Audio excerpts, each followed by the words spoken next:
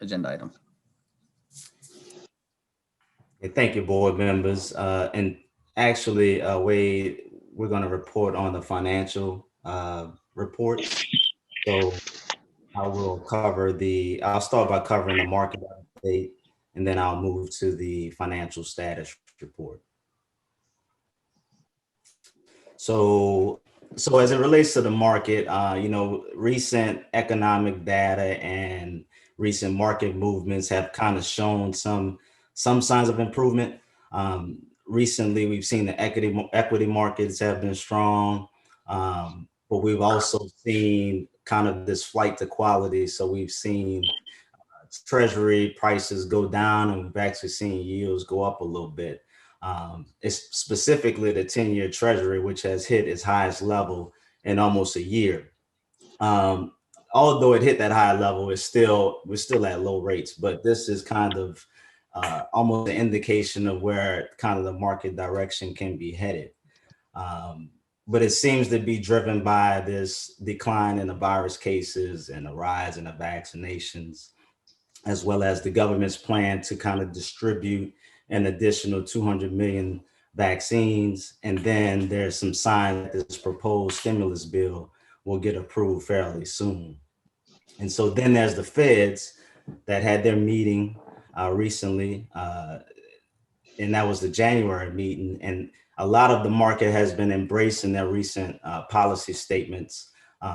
They still believe the pandemic provides a large amount of downside risk, but they still intend to provide support to purchasing like large scale bonds and keeping the interest rates low. And they also continue to provide support for that additional stimulus measures that's on the table at the moment. So on the economic front, unemployment has come down slightly. January is 6.3. That's down a little bit from December, which was 6.7. And it's down a great bit from last April, where it was 14.7. Uh, but it still remains kind of double where we were last year. So, that decline kind of understates the extent of the weakness in the labor market. And then on the same note, consumer spending has kind of bounced back, but the service sector still remains kind of tame. So hopefully, with the increase in his vaccinations and the stimulus, we'll see a turning point there. Um, as it relates to municipal bond issuances, over the past week, it kind of tapered off, but there's still strong demand in the muni market. Mortgage rates have kind of flattened. Last month, we've seen that those yields spike up a little bit, but they still remain at historic lows, and they flatten, and they'll likely remain low as the feds, commit to continue the asset purchase program. On the housing front, housing still remains strong. There's actually a shortage, and this is from a macro level, a shortage of home sales, and that's actually pushing prices up higher. So we've seen higher prices overall in January. Existing home sales increased about 1% in January, and year over year, that increases about 24%.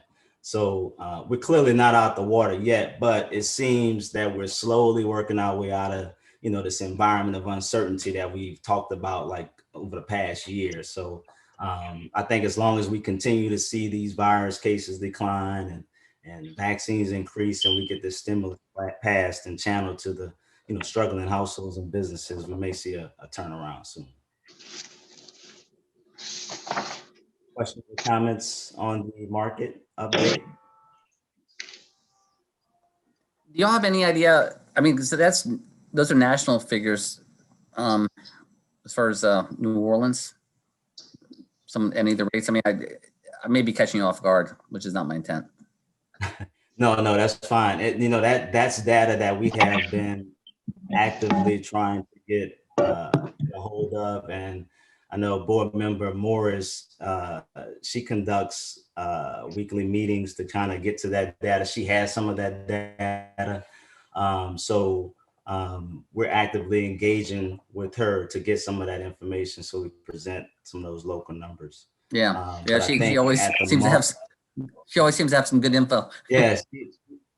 keep digging. Is I mean, and you know, a lot of that data is, you know, there's a couple of companies out there like Black Knight, for example, that I've had conversations with, and to get to this data that's so granular, down to like parish levels or city levels, it's Right. quite expensive. Especially in this, you know, there's a lot of people, there's a high demand for this data right now. And so they want to charge us the same prices they want to charge commercial banks. So it can be pretty pricey to get down to that information. So, you know, it kind of takes a collaboration or a group to kind of get together and get that data.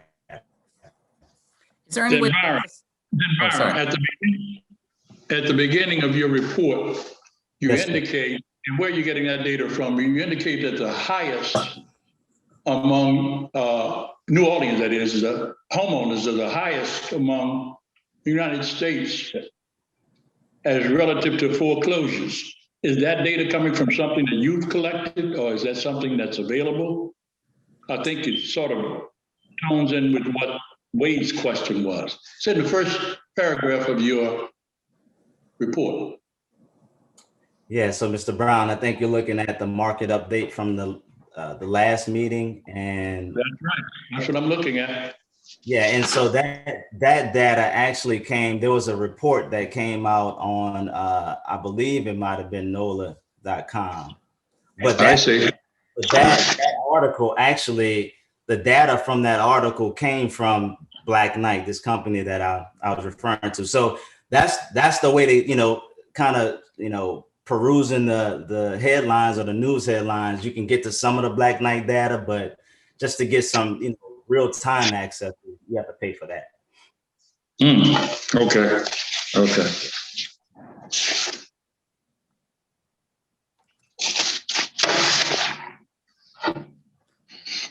Okay, well, thank you.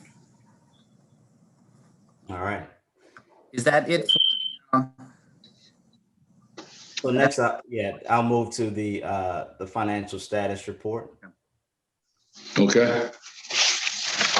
So this is the financial status report as of December of 2020, year to date. So this is the numbers for the year on the operating fund.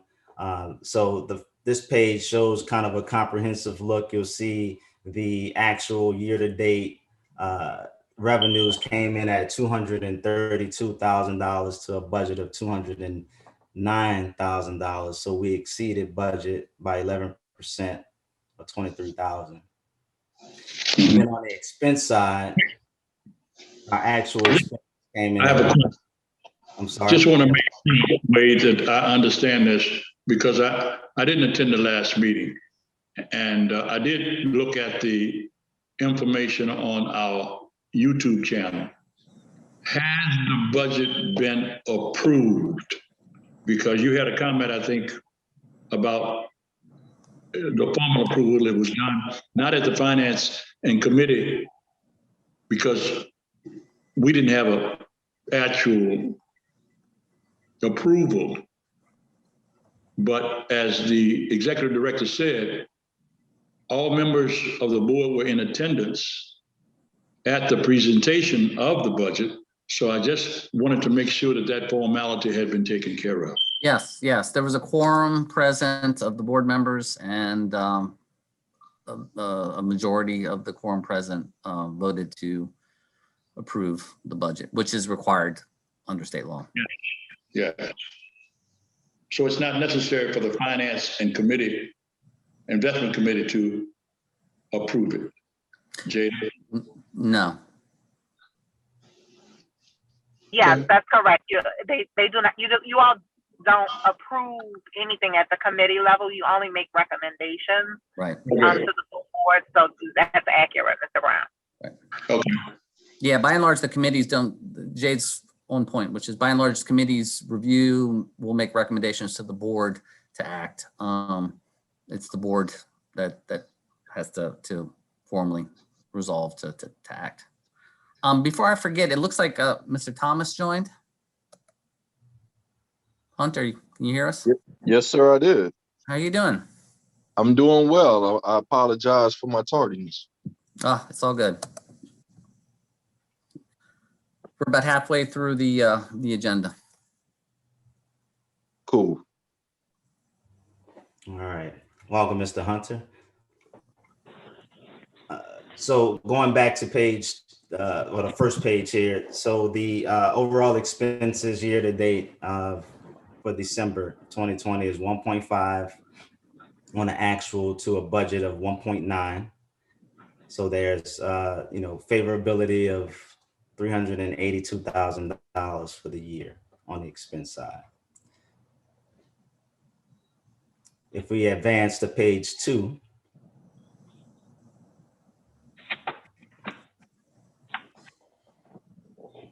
so this takes a look into the revenue components. You'll see there's the favorability was driven by other income as well as multi-family program income, where we closed on 2 pilot transactions in December.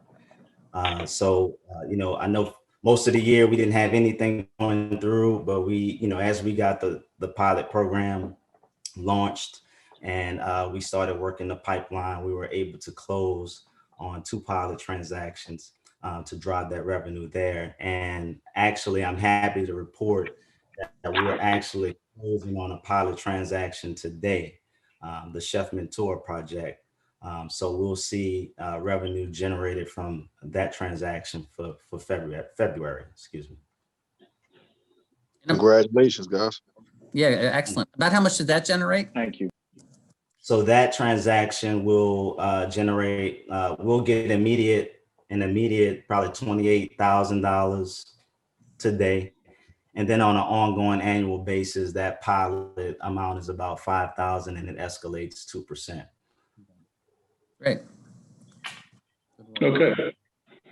Have the previous transactions been averaging about 50,000 on the other? Yeah, so the previous transactions, I want to say it was a little higher, maybe 30,000 per transaction. I see. Mm-hmm. And in terms of the annual pilot amount, it'll be around that 5,000 as well. Okay. And something to note for the board, the 5,000 amount annual pilot that comes back to Finance New Orleans, it's for a 40-year period, as Mr. Badger mentioned, but that's on the low side. That's the minimum pilot. Depending on the size of the project and the ownership structure of the project, these pilots can be higher, but $5,000 will be the minimum, the floor that we'll see. But they also escalate at 2.5% a year, as Mr. Badger said. So I want to give the board a picture of what we're trying to do over the long term. These are 40-year revenue streams. We've already closed 3. Collectively, they'll, I guess, about $15,000 a year, Byron, 15 to 20 maybe, on the front end for all 3. But as we add more pilots to the cumulative total, that number will grow. And as that number grows, it'll begin to help us offset operational costs. We can reinvest that revenue stream back into bond issues, other types of projects that require a public investment. It gives us more leverage. But this is the very, very beginning. We've only done 3, and we should ultimately have many, many more, tens of these in our portfolio for us to manage. Just to add to that, there's an opportunity to securitize these pilot fees as well. So it's another source. Yeah. Yeah, thank you. I have a question about page 1, and I just want to comment that that's an outstanding job that you all have done up to this point, especially starting out, and you've already done 3. But there's a couple of things I'd just like to know about. On your first paragraph, the report focuses on Fano's primary operating fund, and it says it accounts for all financial transactions of the Finance New Orleans, except those required to be accounted for in another fund. What is that other fund? So we have the Pathways fund that Okay. we provide a one page, a one page on that particular fund. We have an unrestricted fund, but we also have the NOMA entity fund as well. And so, we only report on the operating fund. One of the goals that I've had that I've been working on is to provide a comprehensive report, a view of all the funds. So ideally, it'll be closely identical to the audited financials. And so you will see those other funds in the audited financials, but we've been historically reporting on just the operating fund. All right. Okay. So another fund is an example would be the Pathway Fund. That's correct. That's correct. Okay.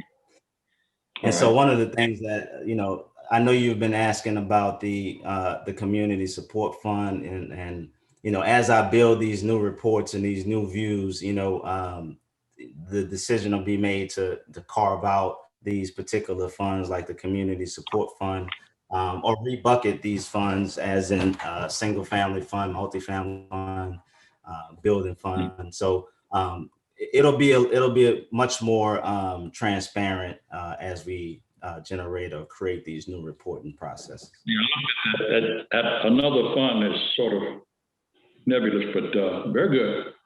I wasn't in the last meeting, the program committee meeting, but the community development fund, was that discussed in the last meeting? Yes, it was. Damon briefly provided an update. There's been a slowdown in that fund, primarily because it's just been a lot of other funds with much more resources available have come on board. But we're still going to move forward. We're going to talk about whether, how we allocate that. And of course, we'd like to discuss with you all how we allocate or continue that program. But for right now, we're going to continue moving. But there has been a slowdown in it. But up to this point, we've probably spent about $50,000, or so half of that money. Yeah, that we $42,000. $42,000 had been spent of that fund, and the fund amount was a total of 150,000. Was it? It was 100,000. 100,000, and 42 has been spent since the fund has been provided to the community. Okay. Yes, sir. And we want to make the note that this budget deficits, all of the budget deficits that we have here for the record, it comes from our operating fund reserves. Yeah, and we do have that noted on the first page. Right, at the very bottom, the very last thing. Mm-hmm. Yes. Okay. All right. So we'll move to page 3. And this page provides a look into the expenses. The story has been, it's been favorability across the board, primarily, but it's mainly driven by that salaries and benefits line, the marketing and advertisement line, and the administrative expenses line. You do see an increase in that general operating and building expense. You see, that exceeded budget, and the reason for that is tied to the community support fund expenses that we didn't expect, and of course it wasn't in the budget. So that 42,000 that we were just referencing is the bulk of that 49,000 that you see there. Which line item is that, Brian? That's the general operating and building expense. Mm-hmm. Okay. And you said it was tied to community, what was it tied to? That 49, community support fund. but that's the, what we were talking about earlier then. The, Yeah. I mean, with that, it's kind of, it's just unusual perhaps to characterize that as part of general operating expenses. I don't know. I mean, and now I'm getting into accounting though, which is way outside of my realm of comfort. Yeah, and we created that on the fly, of course, and we did not Right. allocate it in the budget. So it was something that we just had to. It was something that we took from the Right. operating. But I agree. Going forward, I think that need to be set Right. up as a separate fund. Yeah. I've been having discussions with our auditors about that. Yeah, because I mean, you guys could actually be efficiently and effectively managing that line item, right? That the expense category, but it Right. like that. Yep. So, okay. Wade, since that is where the community fund, community development fund is funded, I have a motion that I'd like to extend to the committee relative to homeless operations throughout the city. I just didn't know exactly where it was located. Was any of that discussed, Damon, in the last meeting? That is the operating committee meeting? Yeah, Mr. Brown, I did raise the point in the programs committee that some board members have reached out about reallocating the funds or rethinking how those funds are distributed, and that staff is open to suggestions and recommendations from the board. That fund is allocated to a specific use based on the program we set up. But we also talked about the community support fund being an ongoing fund or an ongoing part of Finance New Orleans' operations, and we use it in good and bad times to allocate capital to the community where needed. So if we have some extra in reserve that the community could make use of, the community support fund is a vehicle for us to put it back into the community. So Mr. Brown, I know you have some suggestions, and we're open to hearing the exact motion that you put on the table.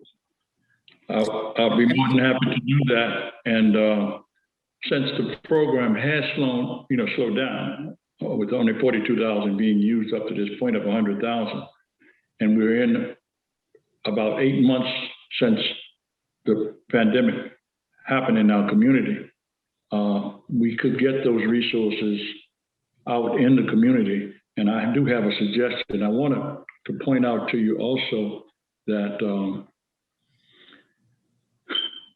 right now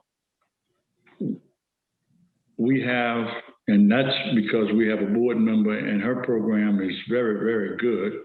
I think she's received up to $25 million for rental assistance. And that takes away from the program that we had set up. So that's a good thing that 25 million is available rather than 100,000.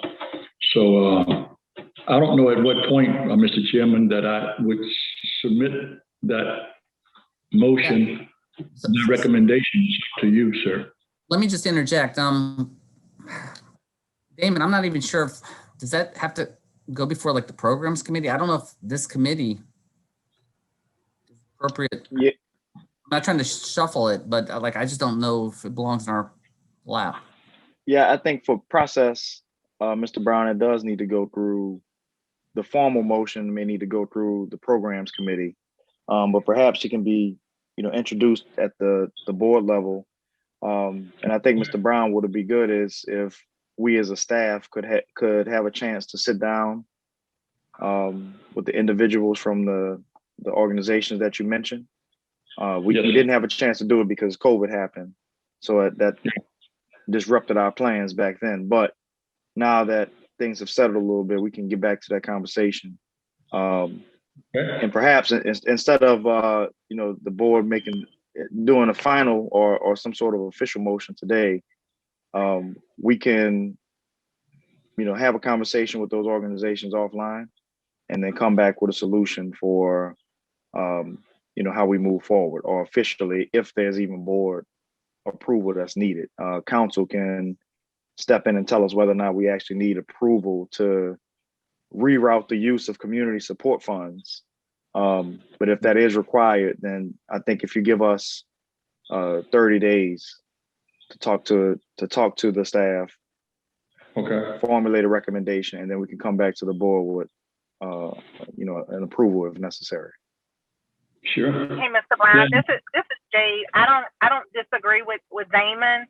I especially think that you probably would be better served having it on a future agenda as an actual agenda item, as opposed to making an attempt to add it to the agenda, which would require some additional process, number one. But number two, it also doesn't give the general public enough time or notice that this item would be on the agenda if they had any desire to weigh in with public comment.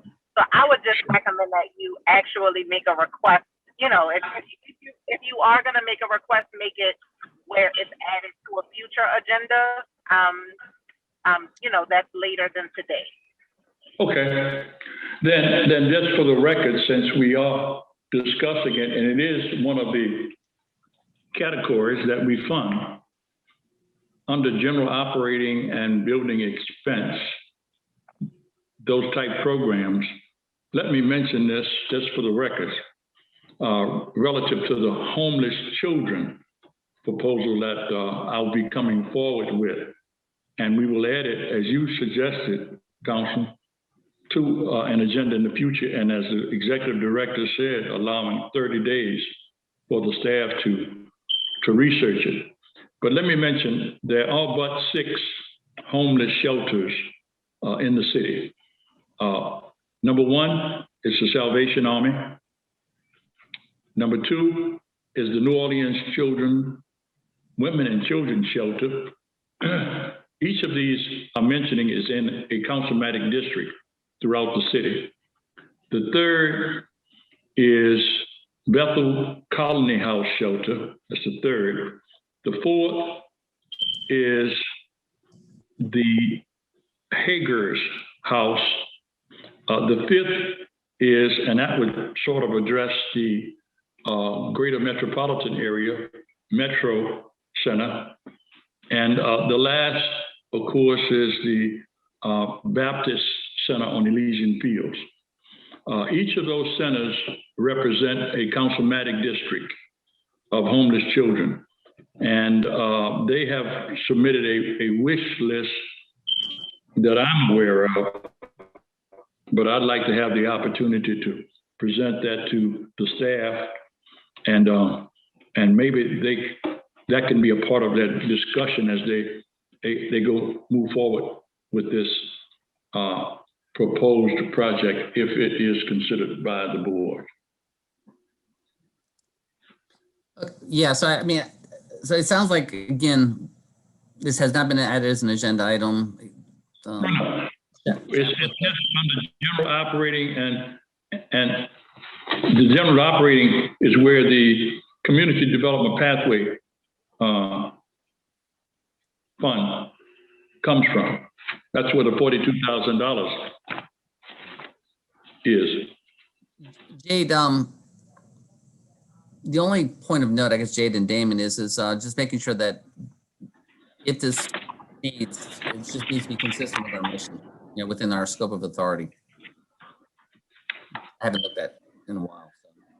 Yeah, I think Wade, this is one of those situations where whatever agenda staff feels they're prepared to add this discussion to, I would recommend that whatever program committee meeting prior to that board meeting, right.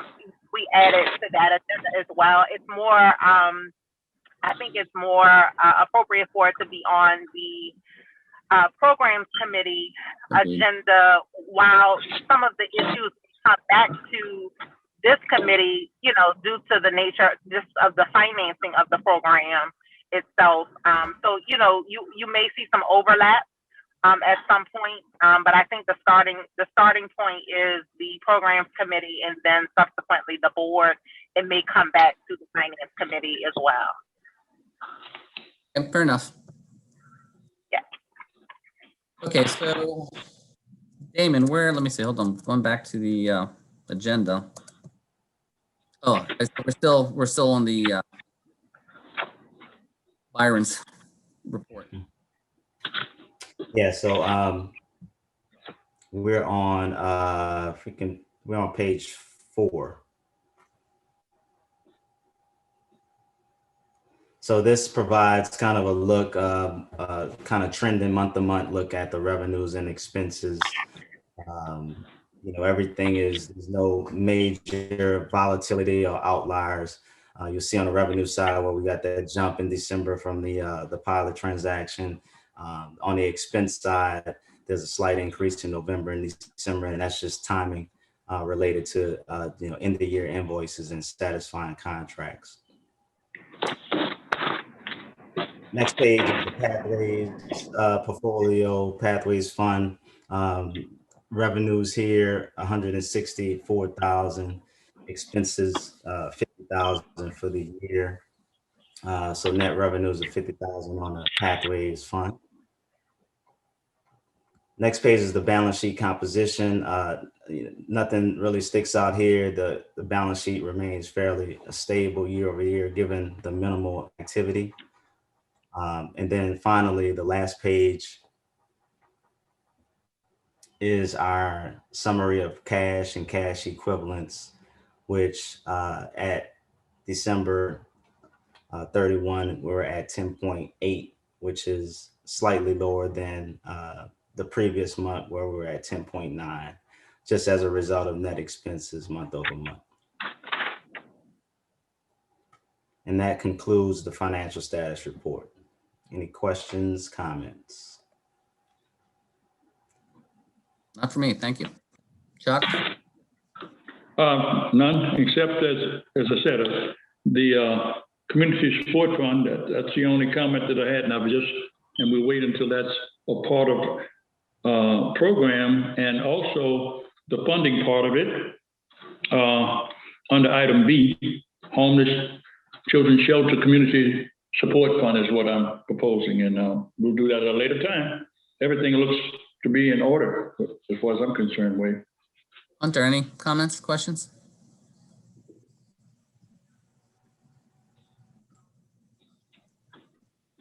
None from me. Okay, great, thank you. Byron, does that wrap up your bundle of reports? Yes, sir, that does. And I don't believe we need an executive session for any purpose. None today. Okay, so Damon, anything else from your end? No other business. Wade, do you mind if it's in order? And I guess I need to ask Damon, I need to ask him on the other business, since we have, I've introduced this and it's going to go to the staff. Can under other business there be the homeless children's shelter community support fund consideration as a pending item, pending review by staff, preventing review by board? Well, I mean, one, we'd have to amend the agenda, but two, I mean, as we just discussed. Other business. Right. It says other But business. it's still not listed as a specific agenda item, so Jade might correct me, but I think to add a new specific agenda item would require a majority. But I guess the takeaway was, as we just spoke, was that when you meet with staff, they get more information, then they can figure out what committee or committees it needs to be routed to for initial vetting and then escalation to the board. And if you don't be on that committee, well, then there's nothing preventing you from attending as a guest. I don't know. Maybe I'm misunderstanding something. So, and Mr. Brown, I think what we could do is add it as other business on the agenda for the next programs committee meeting. I think that again, I don't, let me say this, we've already had the discussion that you're gonna have today. I think what you're trying to accomplish is just to ensure that it stays on the radar, right? And remains a topic of ongoing discussion. And so I think it's most appropriate for staff just to note for their record that it be included on the future agenda for the programs committee. And I'm sure they'll ensure that that happens. Is that true? I think it is. Damon, is that true? It's true. Thank you, sir. All Yeah, right, Mr. brother. Brown, we'll make sure to follow up on this. We could also add it to the minutes that it was discussed. But Yes, sir. you know what, this is something that's important to the staff too, and we're looking for ways to fully maximize these funds or these programs that we have. So rest assured, we are going to talk about it and come up with a solution. Thank you. Thank you. Thank you, sir. You're welcome. Ready for that motion? That's not debatable, Wade? Pardon me? Are you ready for that motion? That's non-debatable, motion for adjournment? Oh, yeah, that'd be great. Okay. So move that we adjourn the meeting of the Finance and Investment Committee. Okay, seconded. I've got to think Hunter will approve this. No objections here. Let me mention something too. On just a correction, as you are pointing out some small corrections on the minutes, they got my name as Charles Smith. It's Charles H. Brown. Look at you. I'll catch that. Thank you, Mr. Brown. All right. All right. Okay. Thank No you. problem. All All right. right. I don't know Charles Smith. Me neither, Mr. Brown.